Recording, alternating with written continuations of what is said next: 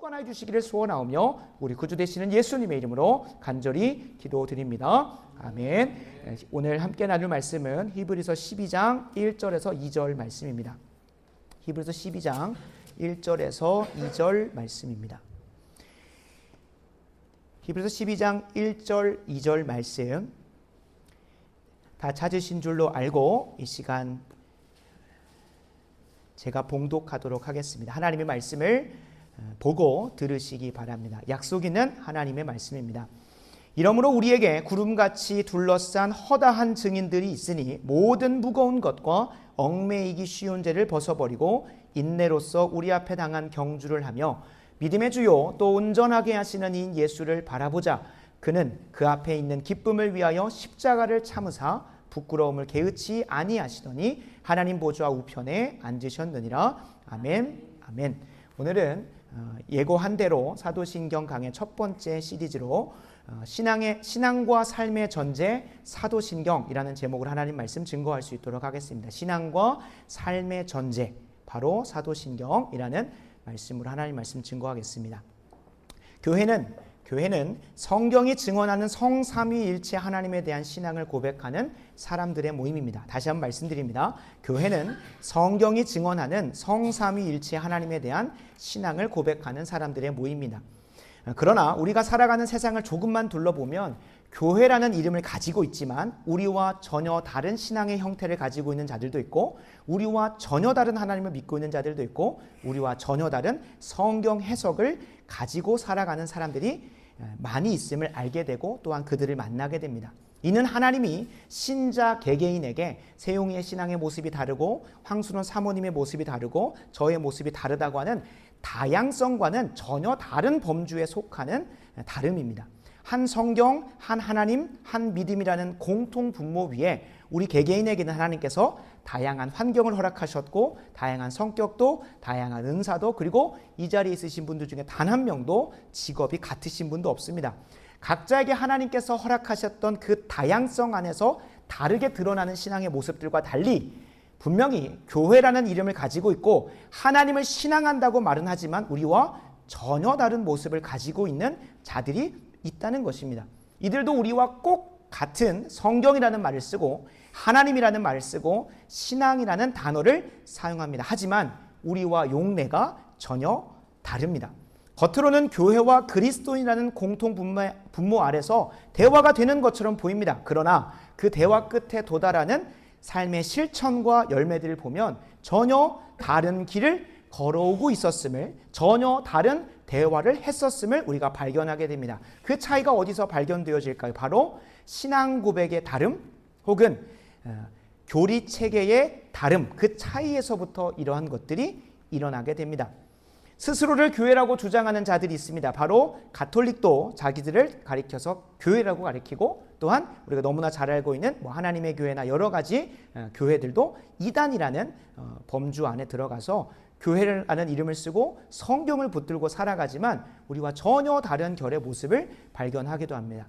정말로 우리가 경계하고 조심해야 될 부류들은 가톨릭이나 대놓고 이단이라고 하는 자들이 아니라 분명히 우리와 똑같은 성경을 사용하고 심지어 같은 교회 지붕 아래 있지만 전혀 다른 신앙 고백과 교리 체계를 가지고 살아가는 자유주의 신학자들도 있다는 것을 우리가 알고 들어가야 합니다.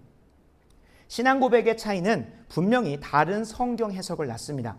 그리고 신자가 참된 하나님을 참되게 알 수 있는 유일한 계시 성경에 대한 해석이 다르다 보니 연쇄적으로 전혀 다른 하나님을 각자의 삶에 만들어버리고 다르게 신앙을 하게 된다는 거예요.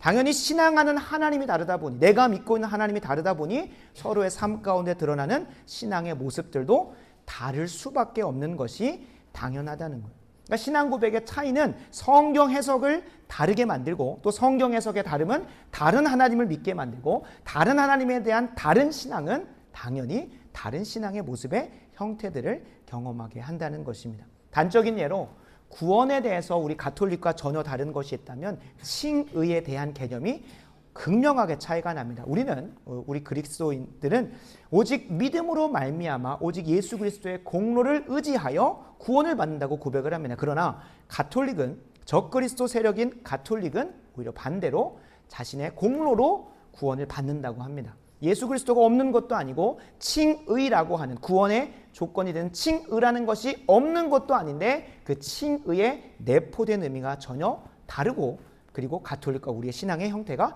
달라지게 만들었습니다. 그러니까 가톨릭이나 그리고 가톨릭을 필두로 한 이단들은 우리가 구분할 수가 있습니다. 전혀 다른 형태가 드러나기 때문에. 그러나 우리가 정말로 경계하고 조심해야 되고 무엇보다 사도신경 강해가 계속해서 깊어지면 깊어질수록 우리가 경계해야 될 것도 우리가 조심해야 될 것은 교회 안에서 혹은 정말로 같은 신앙 아래에 있다고 생각을 했는데 다른 신앙을 고백하는 자들이 있다는 것을 우리가 사제나 주교나 교황의 말을 듣는 것이 분명히 목사님의 말씀을 듣고 있는데 전혀 다른 하나님을 신앙하게 만드는 것을 우리가 경계하고 분별해야 됩니다. 그래서 우리가 사도신경을 이번 주는 서론이고요. 다음 주부터는 전능하신 하나님에 대한 고백, 또 창조주 하나님에 대한 고백, 또 예수 그리스도에 대한 고백들을 차근차근 살펴볼 것입니다. 그러나 우리가 결코 빠져서는 안 되는 것이 있다면 말씀 마지막에 꼭 권면을 드리겠습니다만 하나님에 대한 깊은 교제가 더 깊어져야 되지 우리의 머리가 높아져 가지고 다른 사람을 판단하거나 정죄하는 것으로 가면 절대 안 된다는 것을 우리가 꼭 기억하시고 유념하셔야 합니다. 다시 한번 다시 돌아옵니다. 현대 교회에서 아주 심각한 이단들은 성경을 가지고 자신의 사상과 이념 그리고 철학을 가르치고 믿게 만드는 자유주의 신학자들입니다. 자유주의 신학자들은 인간 이성의 빛 아래 성경 그 자체를 자신들의 입맛에 맞게 변형시켜 버렸습니다. 모든 신앙의 준거점이 되는 성경 자체의 권위를 인정하지 않고 자신의 해석과 판단을 성경의 말씀보다 우위에 둡니다. 그래서 몇몇 성경 구절을 인용합니다. 그러나 성경 전체가 일관되고 통일되고 하나같이 이야기하는 체계, 교리 안에서 이야기하는 것이 아닙니다. 이것을 종교개혁자들은 토타 스크립투라라고 합니다. 토타 스크립투라. 토타는 토터를 얘기하고 스크립투라는 스크립추어라고 하는 성경을 얘기하는데 성경 전체가 통일되고 일관되고 하나같이 이야기하는 대로 말하는 것이 아니라 그 문맥이나 성경 전체의 맥락에서 본인이 원하는 말씀만 끄집어 와서 자신의 사상과 자신의 생각과 자신의 이념을 더 강조하기 위해서 성경을 이용하는 자들이 자유주의 신학자들입니다. 자신의 주장을 뒷받침하기 위해서 선택적으로 인용할 뿐입니다. 정확무오한 하나님의 말씀의 성경을 고백하고 그 성경 전체가 일관되고 통일되고 하나같이 이야기하는 틀 안에서 하나님을 이야기하는 것도 아니고 구원을 이야기하는 것도 아니고 신앙에 대한 모든 개념들을 정리하지 않습니다. 그리고 반대로 성경이 가리키는 바 토타 스크립투라 안에서 하나님에 대해서 얘기하고 구원에 대해서 얘기하고 신앙에 대해서 얘기하는 자들을 우리가 자유주의 신학에 반하여 보수신학 혹은 조금 더 저 역사적인 용어를 사용해 보면 정통 보수 개혁 신학이라고 합니다. 그러니까 오소독스 정통이고 그리고 자유주의에 반해서 보수적이면서 개혁자들에서 정통 보수 개혁 신학이라고 보통은 말을 합니다. 그래서 그걸 줄여서 뭐 정통신학이라고도 하고 개혁신학이라고도 하고 보수신학이라고도 하는데 저희는 일단 개혁신학이라고 하는 것들을 좀 따라가 보도록 하겠습니다. 그래서 교회 안에서도 그렇고 사람들과 대화하면서도 우리는 나는 하나님을 믿습니다. 혹은 나는 성경을 믿습니다라고 고백하는 사람들에게 처음에는 내적 친밀감을 가지고 대화할 수 있지만 동시에 우리가 꼭 조심해야 될 것은 뭐냐면 그들이 내가 고백하는 하나님을 동일하게 고백하고 있는가? 내가 고백하는 성경에 대한 고백으로 그들이 성경을 바라보고 있는가? 분별, 판단이 아니라 분별하고자 하는 태도를 결코 놓쳐서는 안 됩니다. 앞서 말씀드린 이단들은 교회 외부에만 아니라 어디에도 있기 때문입니까? 바로 우리가 함께 신앙하는 교회 안에도 있을 수 있기 때문에 그렇습니다. 우리가 사도신경을 살펴보는 이유가 바로 여기에 있습니다. 사도신경은 거짓 신자들과 신앙을 분별하고 그리고 참된 신자들끼리는 하나 되고 연합하는 데 목적을 두고 기록되었고 저술되었습니다. 그러나 출처가 주기도문이나 십계명과 같이 성경에서 문자적으로 발견되는 것은 아닙니다. 성경 어디에도 사도신경을 찾아보려고 해도 누가 얘기했다는 게 나오지가 않습니다. 주기도문은 주님께서 가르쳐주신 기도이기 때문에 주기도문이 나와 있고 십계명은 출애굽기와 신명기에도 기록이 되어 있습니다. 그리고 심지어 역사적으로도 이 사도신경을 누가 직접 저술했는지가 그 출처가 불분명합니다. 4세기경에 루피너스라고 하는 루피너스라는 신학자가 사도신경 주석이라는 걸 쓰면서 그때서야 비로소 어디로 그 학계 혹은 신학계로 등장을 하냐면 그 4세기경에 신학계로 이제 사도신경이 등장을 하기 시작을 합니다. 그 전까지는 그냥 모두에게 그냥 보편적으로 고백되어지는 그냥 전승 말로만 고백되어지다가 그것이 좀 명문화되기 시작하고 그때부터 시작해서 수많은 회의와 역사적 논쟁과 성경에 대한 고찰을 통해 16세기경에서야 비로소 지금 우리가 고백하고 있는 사도신경의 형태로 자리를 잡게 됩니다.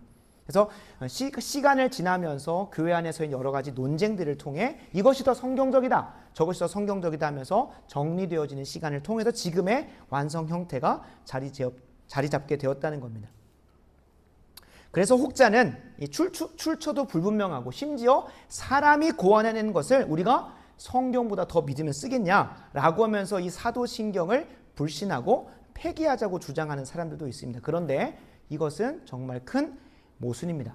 우리가 한번 생각을 해보면 성경을 읽어갈 때 성경 안에 여러 가지 단어들을 단순히 내가 생각하는 수준으로 읽어내면 그것은 성경을 성경으로 읽어내는 것이 아니라, 예를 들어보면 우리가 이전에 유교, 불교, 도교에서 믿었던 신의 개념으로 성경에 등장하는 신이나 하나님을 읽어내면 내 삶의 맥락 속에서 읽어내다 보니 성경을 성경으로 읽어낼 수가 있습니까? 없습니까? 없어지게 됩니다. 모두가 다 성경이라는 책을 읽을 때는 이 성경을 하나의 일관된 체계로 읽어내고자 하는 하나의 세계관과, 다른 말로 하면 관점이라는 것이 있습니다. 그러니까 그 사람들은 그냥 성경을 믿습니다. 난 성경을 읽을래. 그렇다는 것은 그가 어떠한 관점을 가지고 성경을 보는지 알 수가 없습니다. 우리가 경계해야 되는 것은 사도신경, 그런 신앙고백, 그리고 뒤에다 놨던 소유리문답, 웨스트민스터 신앙고백 뒤에도 다 다루겠지만 그런 것들을 불신하면서 나는 그거 없어도 성경을 읽을 수 있다고 말하는 사람은 절대 이 세상에 존재할 수가 없습니다. 각자가 가지고 있는 삶의 경험과 지식의 수준 안에서 자신의 마음대로 성경을 읽어내고 있다는 것이 우리가 바라봐야 되는 부분입니다. 그러니까 사도신경이라는 것은 성경 전체에서 일관되고 통일되고 하나같이 이야기하는 하나님에 대한 개념을 정리해서 첫 번째 줄, 나는 전능하신 하나님, 창조주 하나님을 믿습니다라고 고백을 해놓은 거예요. 그 하나님에 대한 고백 안에서 성경을 읽어낼 때야만이 성경 전체가 통일되고 일관되게 이야기하는, 바로 창조주 하나님께서 이 성경을 통해 자신을 계시하고자 한 대로 읽어낼 수 있는 것입니다. 그래서 우리가 원튼 원치 않든 나고 이 교회에서 자라가면서 자연스럽게 강단에서 선포되는 말씀을 통해 사도신경을 몰라도, 주기도문을 몰라도, 십계명을 몰라도, 심지어 성경 전체 66권을 다 읽어보지 않았다고 하더라도 먼저 그 신학을 공부하시고 그 신학 체계 안에서 성경을 일관되고 통일되게 해석해주는 강단의 말씀을 통해 자연스럽게 나의 신앙이 자라오셨던 겁니다. 그리고 그것을 사도들이 자신의 사명을 따라 흩어지기 시작을 하면서 동일한 고백을 하나 정리하자라고 해가지고 그 사도들이, 12사도가 아니죠. 그 사도들이 함께 그 신앙의 고백문을 하나 만들어낸 것이고, 그것이 루피너스를 통하여 4세기경에 이런 교회계 혹은 오피셜리하게 수면 위로 떠오르게 됐다는 것을 여러분에게 말씀을 드리는 거예요. 그러니까 모두가 다 성경을 볼 때 하나의 관점을 가지고 보는데, 성경적 관점을 가지고 성경을 볼 것이냐, 성경적 관점을 가지고 내 삶을 동일하게 살아낼 것이냐, 아니면 지금까지 내가 그래도 알고 있었다고 하는 것들, 이것을 우리는 성경에 관한 철학이라고 하는데, 그 철학을 가지고 내 사상과 생각을 가지고 성경을 볼 것이냐, 그것을 우리가 정해야 한다는 거예요. 그래서 교회에 들어올 때 기본적으로 우리가 세례 입교 문답에서도 보면 꼭 세 가지는 암송을 하셔야 됩니다. 바로 사도신경, 주기도문, 십계명입니다. 이제 앞으로 금요기도회 때 주기도문도 강해가 진행이 될 거고, 십계명을 우리가 왜 이번 주일부터 언약 낭독이라고 해서 읽어야 되는지도 말씀을 드리겠습니다만, 이 세 가지는 적어도 동의한 사람이 세례 교인이요 그리스도인이라고 우리가 말할 수 있는 겁니다. 그게 무시되어질 때 교회 안에는 참된 신자와 거짓 신자들이 혼합하여 물론 계속해서 섞여 있기는 합니다. 그것이 주님께서 비유를 통해서도 말씀하셨죠. 알곡과 가라지가 교회에 분명히 함께 존재한다는 것. 그러나 우리가 가라지들이 이 교회의 주인이 되어서 알곡을 무너뜨리고 더 죽게 만들어서는 안 됩니다. 그래서 우리가 참된 신앙의 고백 위에 서서 먼저는 누군가를 판단하거나 정죄하는 게 아니라 내 신앙을 정립하고 내가 참된 신앙의 여정 가운데 있는지를 정립하고 더 나아가서는 우리 교회가 참된 신앙 위에 서서 계속해서 참된 신자들을 모으고 하나 되고 연합하는 자리로 가고 있는지를 돌아보기 위하여 그 처음에 저술된 목적대로 교회가 연합하고 일치되고 하나되어져 가기 위하여 우리가 사도신경을 배우고 또 우리 삶에 적용한다는 것을 기억하면서 가셔야 됩니다. 그래서 한 가지 또 예를 좀 들어보겠습니다. 사회공산주의자들은 이 사회공산주의적 개념으로 사도행전 2장에 있는 자신들의 것들을 팔아서 다른 사람에게 나눠주는 것들을 해석을 합니다. 또 구약성경에 보면 희년제도가 있습니다. 그 희년과 같이 토지 공개념을 거기서 뽑아내가지고 사회공산주의 사상을 뭐하게 합니까? 더 강조하고 강화하는 데 사용을 합니다. 이것이 기본적으로 성경은 그냥 어떠한 전제가 없이 어떠한 관점이 없이 그냥 독립적으로 읽어낼 수 없다는 것이고 우리 세상을 살아갈 때도 어떠한 동일한 여러 선택지 중에 여기는 성도님들 다 다양한 선택을 하는 것은 각자가 그것을 선택하는 데 가지고 있는 믿음의 어떤 선택의 전제가 있고 각자가 가지고 있는 경험과 지식이 다 다르기 때문에 본인이 나는 그냥 좋아서 선택했어라고 동일하게 이야기했지만 무엇이 좋아서였는지는 각자가 다 다릅니다. 그래서 우리가 참된 신앙으로 돌아가기 위해서는 성경 전체가 통일되고 일관되고 하나같이 심지어는 성경만이 아니라 우리는 바빠서 성경 전체를 다 보지 못할 때가 많은데 이미 우리보다 미디어의 유혹도 적었고 또 우리보다 훨씬 더 경건했던 그리고 훨씬 더 하나님과 동행했었고 무엇보다 성경을 탐독했었던 신앙의 선배들이 정리해 놓은 것을 가지고 그 위에 서서 성경을 보는 시간들을 가지기 위하여 사도신경이 너무나 필요하다는 것을 여러분들에게 말씀드립니다. 그래서 이 출처가 어떻다는 이건 사람이 만들어냈다는 하는 사람들의 말들은 오히려 모순이고 오히려 그것을 가지고서야 성경을 바르게 볼 수 있다고 여러분들이 설득해 가셔야 됩니다. 그래서 칼빈이라고 하는 신학자는 이렇게 얘기합니다. 나는 사도신경의 저자가 누구인지 별로 관심을 갖지 않는다. 그러나 사도신경이 사도시대로부터 신앙에 대한 공적이고 확실한 하나의 고백으로 받았다는 점에서는 의심하지 않는다는 그 위대한 신앙의 선배인 그 칼빈도 그 루터는 이렇게 얘기를 합니다. 성경이 꿀이라고 한다면 수많은 꿀벌들이 성경의 것들을 다 뽑아가지고 아름답게 모아놓은 것이 신앙의 고백이라는 것이죠.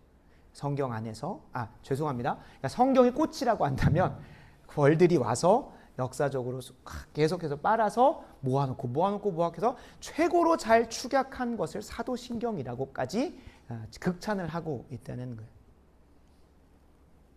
그래서 우리가 사도신경을 오늘부터 시작해서 몇 주가 걸릴지는 정확하게 모르겠지만 계속해서 살펴볼 예정입니다.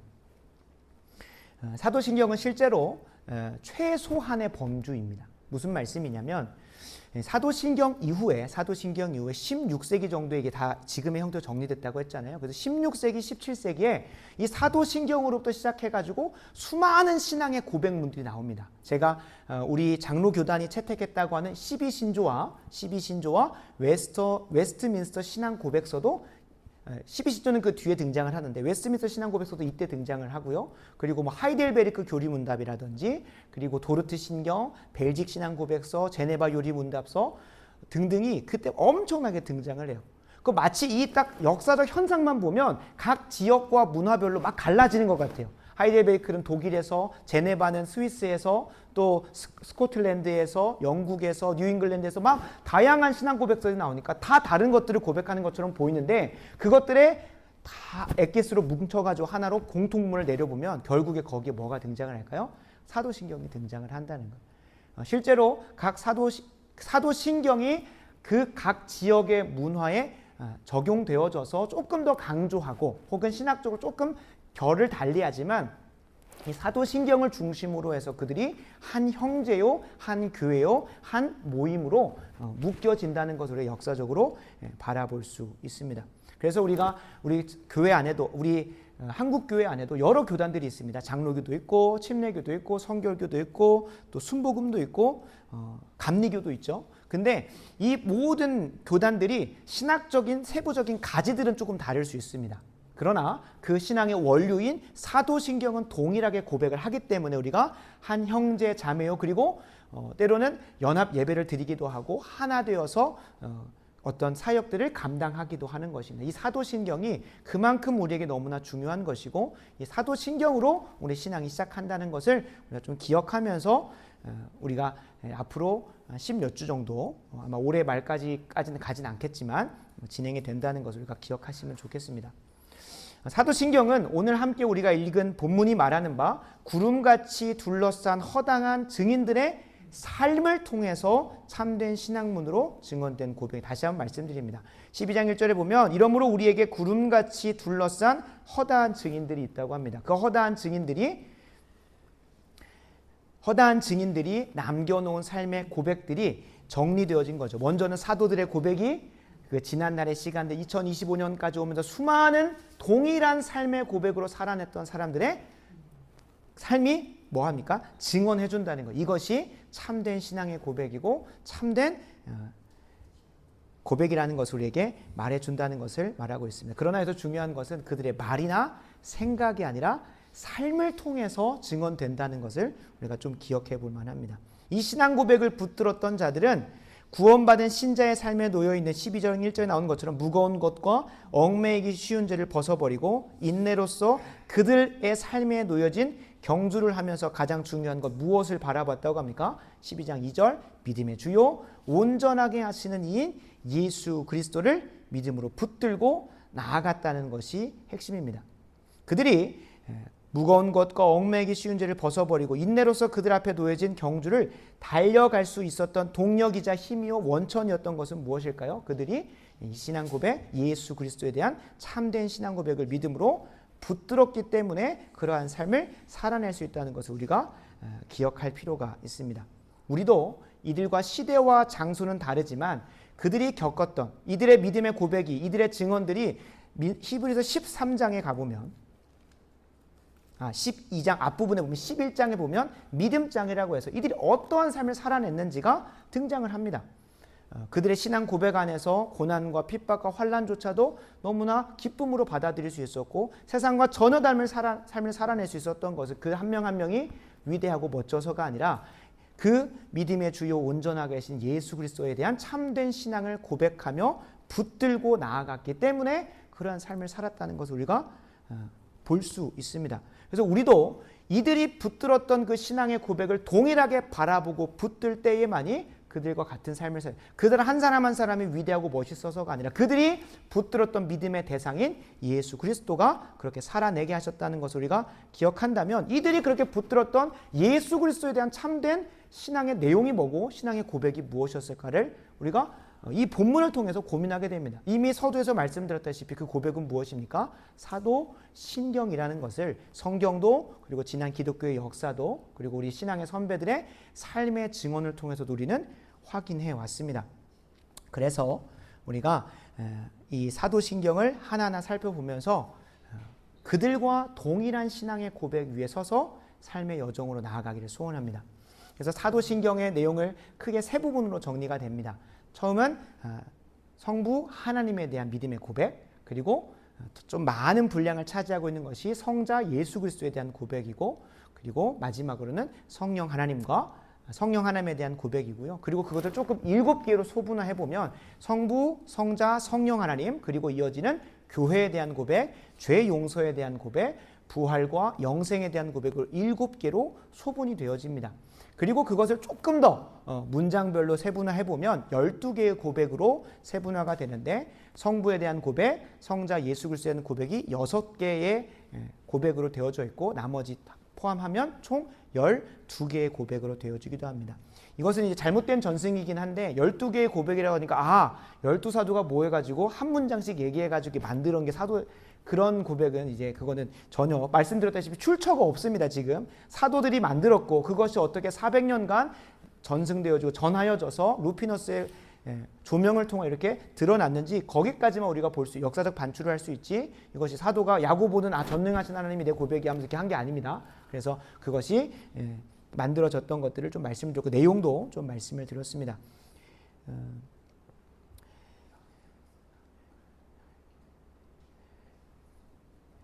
그러니까 사람들이 뭔가 고안해내가지고 이거 넣자 저거 넣자가 한 게 아니라 성경을 통해 성경 전체의 고백을 통해서 그리고 그것이 역사적으로 정리가 되어지는 시간을 통해 지금의 형태가 만들어졌다는 것을 꼭 기억하셔야 되고, 무엇보다 이것을 고백한 자들이 살아냈던 삶의 증언을 보면 우리도 동일한 믿음의 고백을 할 때에 그들과 같이 살아낼 수 있다는 것, 살아갈 수 있다는 것을 꼭 기억하셔야 될 것입니다. 말씀을 마무리하면서 앞으로 이제 사도신경을 몇 주에 걸쳐서 볼지는 모르겠지만 살펴보게 되면서 두 가지의 변화를 기대하시고 경험하시길 소원하셨으면 좋겠습니다. 하나는 하나님과의 관계가 깊어지는 것을 기대하시고 소원하시기 바랍니다. 하나님과의 관계가 깊어지면 깊어질수록 우리는 하나님 앞에서 겸손해지고 낮아집니다. 반대로 이것이 하나님과의 관계의 깊어짐으로 나아가는 것이 아니라 오히려 하나님과 관계가 멀어지게 만드는 것 중에 하나는 뭐냐면 내가 교만해져서 누군가를 판단하고 정죄하는 자리로 갈 때 그렇습니다. 바리새인들은 성경 전체의 맥락을 잘은 몰랐지만 구약성경 다 외우고 있었습니다. 그리고 그걸 가지고 다른 사람을 바라봤을 때 판단하고 정죄해서, 심지어는 오늘 맥체인 성경의 본문처럼 예수님을 판단하고 정죄하기까지도 했습니다. 그래서 우리가 이 고백대로 우리의 삶을, 우리의 신앙을 점검하면서 하나님과의 관계가 깊어지는 걸 소원하셨으면 좋겠습니다. 그래서 이 본문의 이 사도신경의 처음은 우리가 처음에 전능하사 천지라고 생각하는데 원래 그 원문이었던 라틴어는 크레도라고 해서 I believe in으로 시작을 합니다. 내가 그 하나님을 믿습니다 라고 고백을 하는데, 여러분 여기서 우리가 하나님과의 관계가 깊어지기 위해서 하나의 전제가 있습니다. 무엇이냐면 믿음이라고 하는 것은 내가 다 이해되고 내가 다 경험되어서 선택하는 것이 아니라는 것을 기억을 하셔야 됩니다. 물론 여기에는 대부분 신앙의 연수가 깊으시고 하기 때문에 이거에 해당 사항이 없다고 생각할 수도 있는데, 때로는 내가 성경을, 이 사도신경을 근거하여 우리 신앙을 돌아보고 그리고 이 사도신경에 근거하여 성경을 해석하고 그 안에서 하나님이 깊이 만나가는 시간을 통해 내가 몰랐던 하나님, 내가 경험해보지 못했던 하나님이 찾아올 수 있습니다. 이 믿음이라는 것은 그 모든 것을 다 이해하지 않고 다 경험되어지지 않았지만 믿음으로 선택하는 것임을 기억하셔야 됩니다. 그래서 어거스틴은 이런 고백을 합니다. 믿는다면 여러분들은 이해하게 될 것입니다 라고 얘기를 하는 거예요. 이 신앙의 전제, 이 사도신경을 다 몰라도 이걸 가지고, 이 믿음의 고백을 가지고 성경을 보고 삶을 살아내는 믿음의 선택들을 해갈 때만이 그때서야 비로소 뭐가 되는 것이 있겠다는 겁니까? 이해되어지고 경험되어지는 것이 있다는 것을 우리가 좀 기억을 해볼 필요가 있습니다.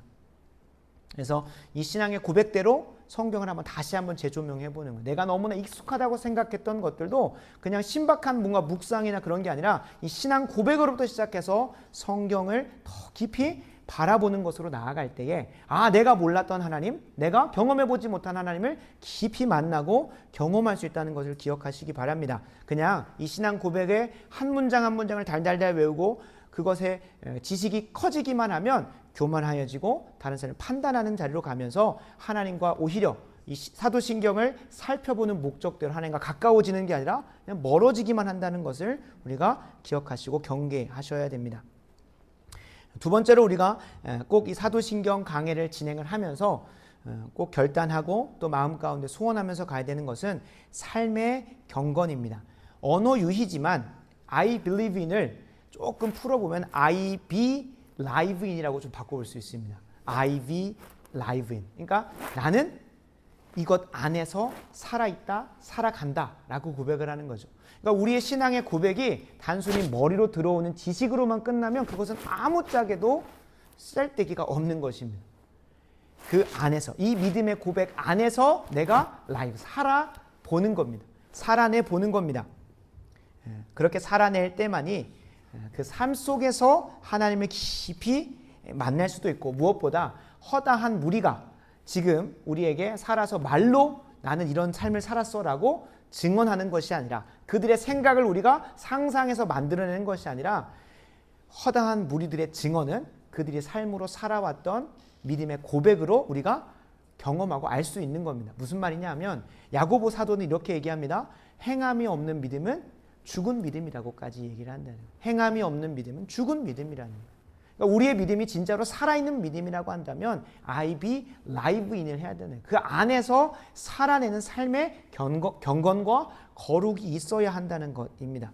그래서 단순히 교리 교육을 하는 게 아닙니다. 사도신경 안에 나오는 내용들을 그냥 머리로 하나님은 이런 하나님이지가 아니라 전능하신 하나님에 대한 고백이 나의 삶 가운데 어떻게 경험될 수 있고 나는 어떻게 그에게 반응하며 살아가야 되는지를 실천적으로 우리가 이 사도신경 강해 속에서 녹여내야 한다는 것을 권면드립니다. 그래서 바라고 원하옵기는 히브리서 11장에서 이어져 왔던 그 믿음의 허다한 증인들의 허다한 무리 가운데 우리가 들어가게 되는 은혜가 있기를 간절히 소원합니다. 시대와 장소를 떠나서 그들과 한 교회를 이루고 한 가족, 한 영가족을 이루었음을 우리가 발견하고 경험하게 되는 은혜가 있기를 소원하고, 무엇보다 그 허다한 증인들을 통하여 우리가 하나님이 진짜로 살아계시고 하나님이 진짜로 우리를 이렇게 인도해 오셨다는 것을 더 확증하고 경험할 수 있는 것처럼 누군가에게 그러한 증인의 삶을 살아내 주시는 저와 여러분들로 계속 자라가는 우리가 되기를 간절히 소원합니다.